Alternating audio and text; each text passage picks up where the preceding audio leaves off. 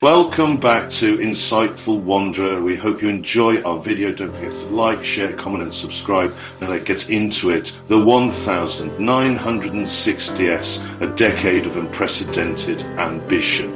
The world is utterly obsessed with space. America and the Soviet Union are locked in a cosmic showdown.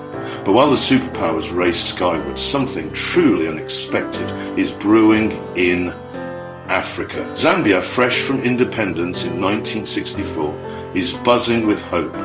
From the heart of Lusaka, a new challenger emerges.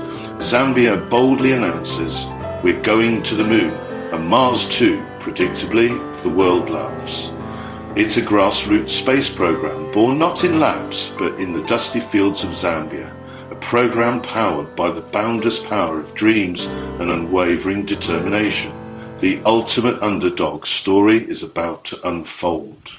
Meet Edward Makuka Nkola, a name that deserves to be remembered. He was the visionary behind Zambia's ambitious, if unconventional, space dream.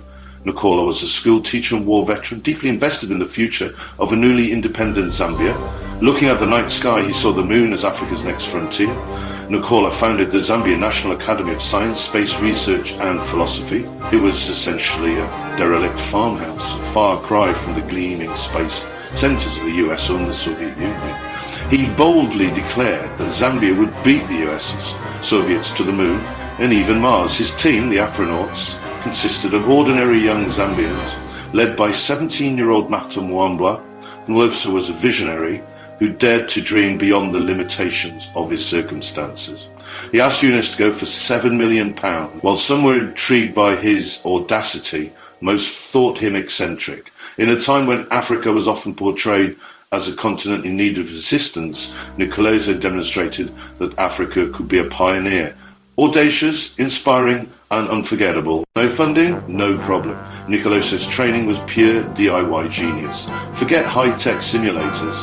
Afronauts trained by rolling down hills inside oil drums to simulate G-forces. For free fall practice, they'd grab a rope from a tree, then Nicoloso would cut it, dropping them to the ground.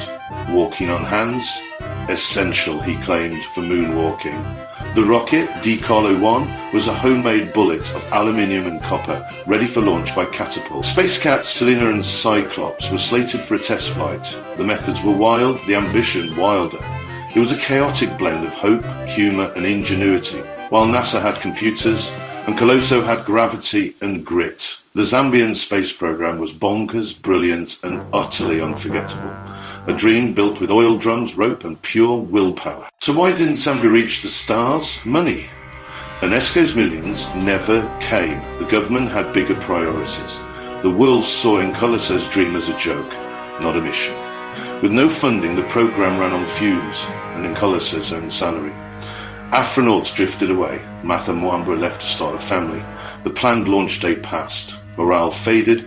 Eventually the government shut it down, giving Ncoloso a desk job. The rocket never launched.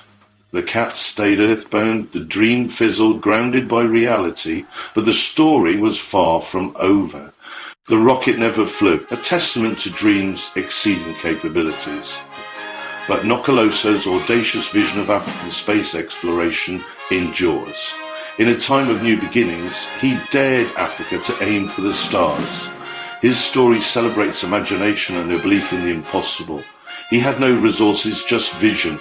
That why not spirit is the heart of innovation.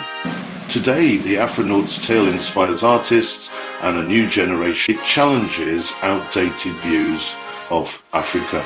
Ncoloso's glorious failure reminds us that the journey matters more than the destination. He launched 1,000 dreams, igniting ambition. Never be afraid to shoot for the stars.